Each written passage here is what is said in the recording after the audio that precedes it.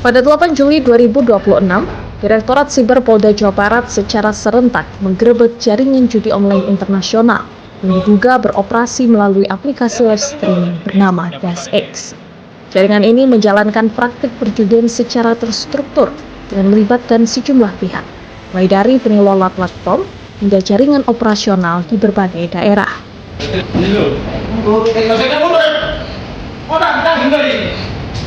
Ini apa yang mau Bapak kasih lapornya apa? Bapak masalahnya apa? Hah? Terus dulu. Untuk menghindari kebocoran informasi, penggerebekan dilakukan secara bersamaan di 3 lokasi berbeda, yaitu Jakarta, Purwakarta, dan Bondowoso. Dari rangkaian penggerebekan ini, polisi mengamankan puluhan orang beserta sejumlah barang bukti. Kalau yang mau nitip sama dia nggak dikasih, sekalian sama yang mau kasih apa tuh? Namanya tuh surat yang putih itu loh. 他现在的人要是跟沟通， Dokumen Ya. ya dokumen 看邮包，完什么发票。 Iya. Pada 8 Juli 2026, Direktorat Reserse Siber Polda Jawa Barat mengungkap jaringan judi online berkedok aplikasi live stream yang bernama DasX, di mana menurut polisi jaringan judi online ini bisa mencapai omset sekitar 96 miliar rupiah.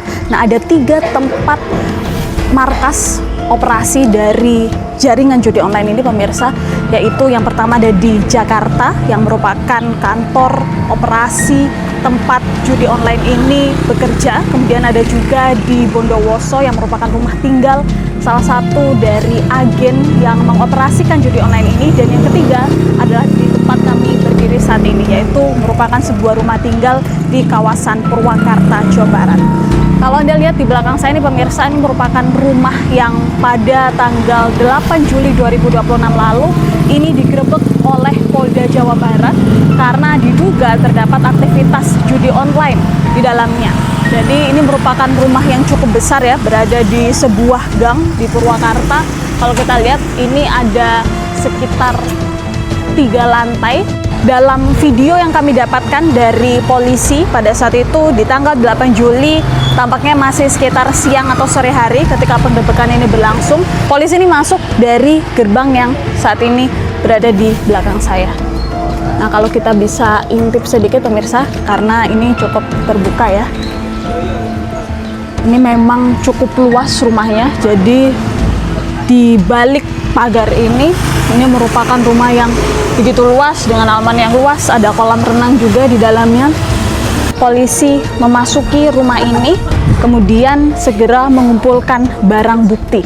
Di mana pemirsa, menurut informasi yang kami dapatkan, rumah ini merupakan rumah tinggal dari aktivitas atau bisnis judi online ini yang berinisial NL. Nah, pada saat penggerebekan terjadi, NL ini ternyata tidak sedang berada di dalam rumah ini. Informasinya ia kabur ke Vietnam, sehingga kemudian yang diamankan di dalam rumah ini hanyalah karyawan-karyawan NL yang pada saat itu berada di dalam rumah.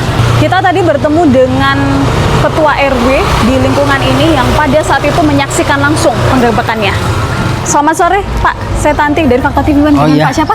Pak Ketua RW 03 Pak Urip Sanusi. Oke, Pak Urip. Pak Urip, Iya. boleh kita bergeser ke sana? Oh, boleh. Oke. Pada saat itu kejadian di tanggal 8 Juli ya, Pak? Betul. Itu sekitar jam berapa? Sekitar jam 12.30 Oh, jadi siang hari. siang hari. Oke, pada saat itu seperti apa, Pak, proses penggerbekan yang Bapak ingat? Ya, begitu dari Polda datang menunjukkan surat tugas, kemudian saya suruh mendampingi masuk langsung ke ruang operasionalnya itu. Itu di lantai? Di lantai 2. Oh, lantai 2. Berarti lantai 2 kantornya ya? Ya, lantai 2. Oke. Kemudian? Kemudian ya di beberapa petugas masuk kemudian mengamankan pegawainya. Oke, emang pada saat itu sedang ngapain mereka di sana? Ada aktivitas apa? Iya, di sana? sedang aktivitas online itu di Go Live gitu. Oh, jadi ada live streaming. Ya, ada. Sedang nge-live streaming Iya. ya orang-orang ini. Ada berapa orang yang diamankan? Pada saat itu ada sekitar 15 orang mah ada. 15 orang. 15 orang ada. 15 orang itu terdiri dari siapa saja, Pak? Kayak karyawan admin sama manajer-manajernya gitu. Pak, kalau kita lihat di dalam, ini berarti kan ada berapa lantai sih rumahnya? 3 lantai. 3 lantai. Lantai 1 itu tempat apa? Basement ini. Oh, ini basement. Lantai 2 kantor itu, kantor operasional. Kemudian lantai 3 tempat tidur. Lantai 3 tempat tidur. Pada saat itu 15 orang semuanya diamankan. Ya, diamankan. Selain orang-orang itu, apa lagi yang diamankan? Ada beberapa peralatan komputer yang dibawa pada saat itu mah. Yang Bapak tahu, kantor apa sih sebetulnya, Pak? Yang saya tahu pada saat saya dulu pernah masuk ya itu Bigo Live. Oh, Bigo Live. Bigo Live itu. Atau Das Live, bukan? Bukan. Oh, Bigo Live. Iya, Bigo itu Live. dari tahun? Ada 2 tahun lah. 2 tahun. 2 tahun berjalan. Jadi kalau kita lihat memang sepi, tidak ada aktivitas, meskipun memang bagian luar ini tampaknya hanya tempat parkir ya. Jadi kalau kita mau melihat rumahnya, tempat tinggal kediamannya, itu kita harus jalan terlebih dahulu ke dalam sana, dan itu tertutup dengan ruang parkir yang ada di bagian luar. Kalau pemilik rumah ini siapa, Pak? Pemiliknya Haji Nikolas. Haji Nikolas. Ini memang warga sini atau siapa? Asli keluarga di sini Gang Duku. Kemudian orangnya sehari-hari mah baik gitu.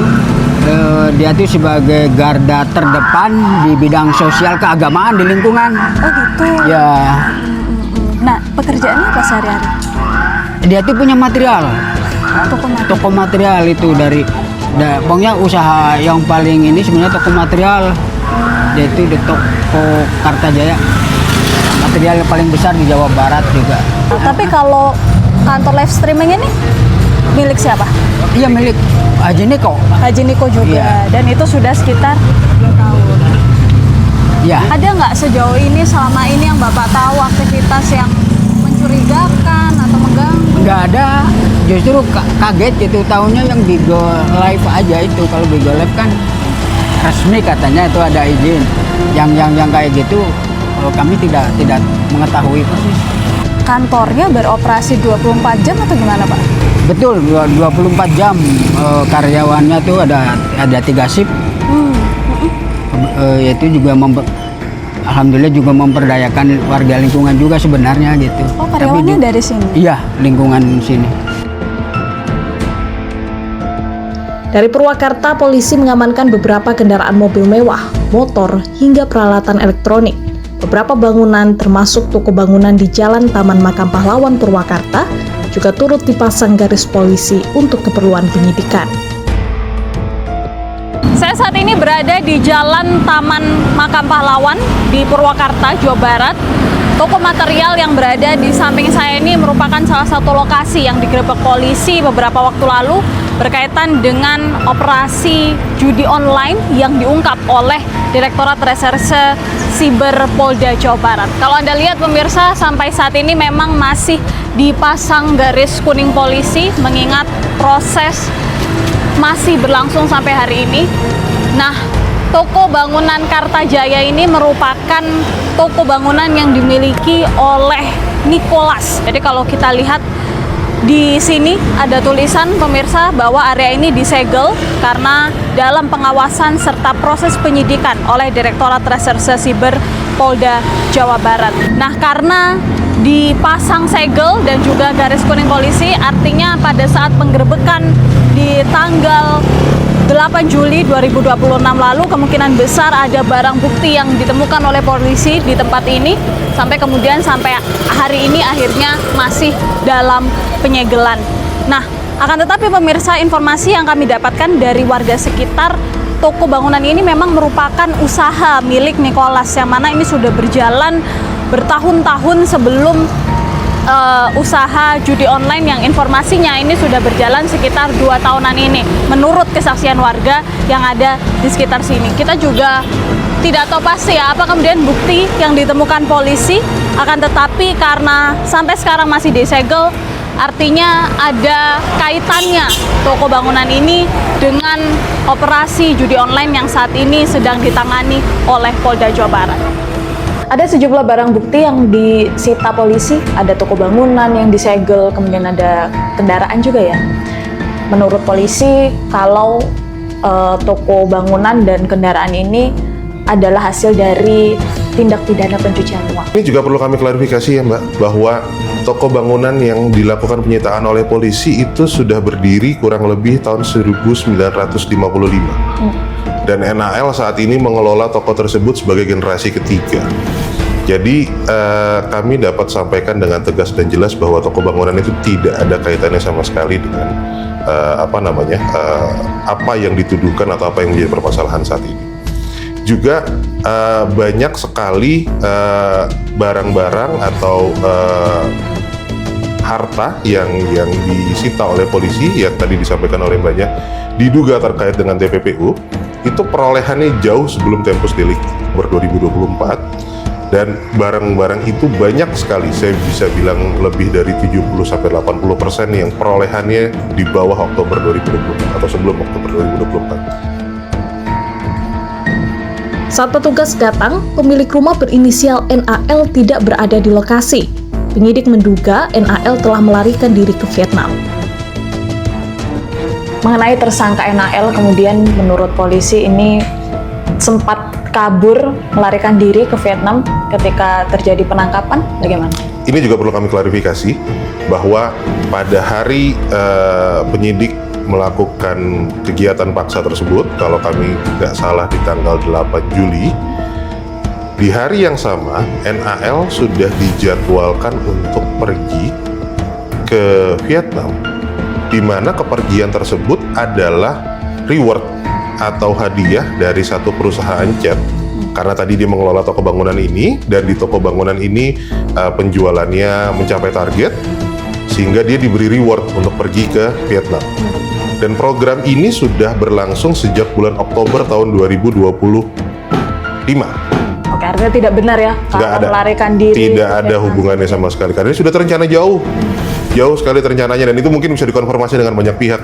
NAL pergi tidak hanya dengan keluarganya, tapi dengan satu rombongan besar. Kalau saya nggak salah kemarin disampaikan kurang lebih sekitar 5-6 bus. Jadi kalau sengaja direncanakan sih, saya pikir enggak ya. Apakah benar kemudian ini terlibat dalam judi online yang saat ini sedang berkasus di Polda Jabar? Apa yang dilakukan oleh klien kami ini adalah reseller atau penjual ulang dari koin yang dipergunakan untuk bertransaksi di dalam aplikasi DAS tersebut gitu ya. Jadi memang kami agak keberatan kalau kemudian dibilang atau disebut terlibat di dalam perjudian online. Karena yang dilakukan oleh NAL ini adalah menjual atau mentransaksikan koin yang dipergunakan di dalam aplikasi tersebut. Artinya secara bisnis ini berkaitan dengan aplikasi DAS ini? Betul. Jadi apa yang dilakukan oleh NAL ini bagian dari ekosistem di dalam aplikasi DAS, ya. Jadi untuk bisa berkegiatan di dalam aplikasi DAS itu memerlukan koin, dan koinnya itu diperoleh salah satunya dari reseller seperti NAL ini. Oke, kalau menurut keterangan polisi kemudian Pak Rizky, koin ini dipergunakan oleh user begitu ya untuk dua hal.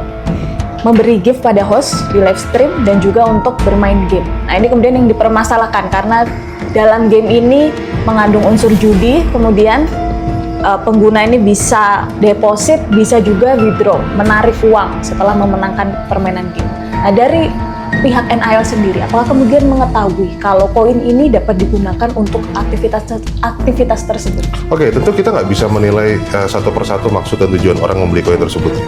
Karena bahkan sebelum adanya permainan ini pun, orang yang membeli koin untuk tujuan, saya nggak ketemu istilah yang tepat, tapi menyawer itu sudah banyak.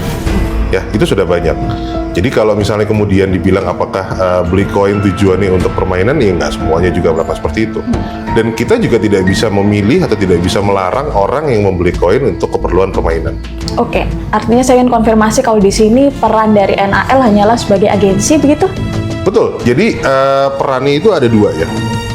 Sebagai agensi untuk para host yang akan live. Jadi kebetulan di DAS ini ada satu keunikan di mana orang yang akan tampil live itu harus bergabung dalam agensi. Agensi ini ada banyak jumlahnya, salah satunya yang dikelola oleh Nael. Dan yang kedua juga bertindak sebagai reseller koin.